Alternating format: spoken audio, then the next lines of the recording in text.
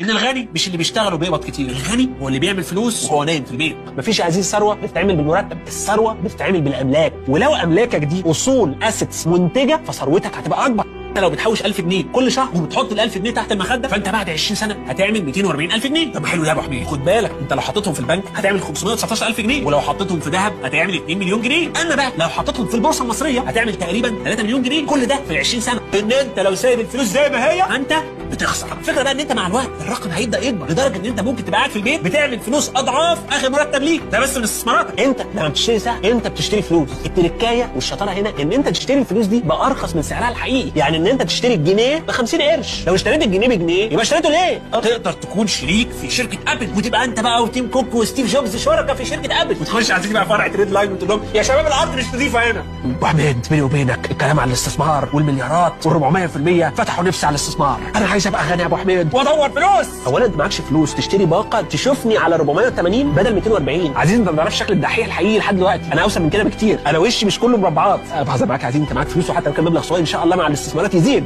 في النهايه يا عزيزي الاستثمار حاجه في غايه الاهميه، مهم عشان تحافظ على قيمه فلوسك، ومهم عشان تقدر تعمل دخل لما تكبر في السن، ومهم كمان عشان تعمل ثروه.